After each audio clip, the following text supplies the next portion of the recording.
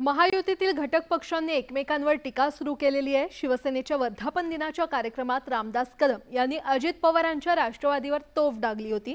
तर आता बच्चू कडूंनी भाजपकडून एकनाथ शिंदेंचा गेम झाल्याचा आरोप केलाय। त्यावर भाजपने देखील बच्चू कडूंना खडे बोल सुनावलेले आहेत। पाहूयात। लोकसभा निवडणुकीत झालेल्या पराभवानंतर महायुतीतले मतभेद तीव्र व्हायला सुरुवात झाली आहे। महायुतीमधील घटक पक्षांमध्ये असलेली एकवाक्यता, ऐक्य आणि संघभावना आता कमी झाली आहे। शिवसेनेचे आक्रमक नेते रामदास कदम यांनी तर भाजप आणि राष्ट्रवादी काँग्रेसवर जळजळीत टीका केली होती। लोकसभा निवडणुकीत भाजपने आमचे उमेदवार ठरवण्यात खोडा घातला, त्याचा फटका 3 ते 4 जागांवर बसला असा आरोप रामदास कदम यांनी केला होता। कदमांच्या आरोपाची री ओढत बच्चू कडूंनीही भाजपला डागण्या दिल्यात। हिंगोली लोकसभा मतदारसंघात हेमंत पाटील यांची जाहीर झालेली उमेदवारी नाकारण्यात आली। उमेदवार एकनाथ शिंदेंच्या शिवसेनेचा आणि त्यांना उमेदवारी द्यावी की नाही हे भाजपकडून ठरवलं जात असेल तर हा अफलातून कारभार आहे अशी खिल्ली बच्चू कडूंनी उडवली आहे। अमरावतीमधील नवनीत राणांचा संदर्भ घेऊन बच्चू कडूंनी पुन्हा भाजपची कोंडी करण्याचा प्रयत्न केला।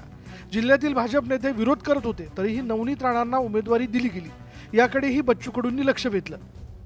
इथं सगळे भाजपवाले सगळे पदाधिकारी एकत्र होऊन नवनीत राणाला तिकीट देऊ नका अशा प्रकारचं मागणी होती। इथं तुमचा सर्वे निगेटिव्ह असताना तुम्ही उमेदवार बदलवला नाही आणि शिंदे साहेबाचे 4 उमेदवार तुम्ही बदलायला लावले। म्हणजे सोबत घेऊन अशा प्रकारचा वागणं मला वाटतं फार चुकीचं आहे। म्हणजे अशामुळे भाजपावर कोणी विश्वास करणार नाही। शिंदे साहेबांचा गेम भाजपकडून म्हणायचं ते आता काही प्रमाणात तर केलेला दिसतेच। महायुतीमधील शिवसेना, राष्ट्रवादी काँग्रेस आणि बच्चू कडू यांनी भाजपवर निशाणा साधला।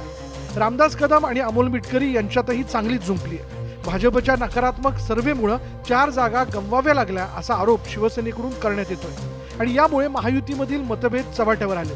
त्यामुळे मोठा भाऊ असलेल्या भाजपकडून समन्वयाची भूमिका घेण्यात आली आहे। विनाकारण काहीतरी बोलून उगाच मिठाचा खडा टाकण्यासारखं होईल मी असं म्हणेल। एकमेकावर दोषारोप करायचे, एकमेकांबद्दलच नेत्यांनी बोलावं, मला वाटतं हे काही योग्य नाही।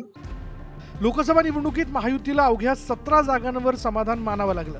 निवडणुकीच्या आधी महायुतीकडून 45+ दावा केला जात होता, मात्र हा दावाच निकाली निघाला। त्यामुळे महायुतीतले पक्ष एकमेकांवर जहरी टीका करतात। विधानसभा निवडणूक तोंडावर असताना महायुतीच्या नेत्यांसमोर नवं आव्हान निर्माण झालंय। Bureau report, news 18 Lokmat.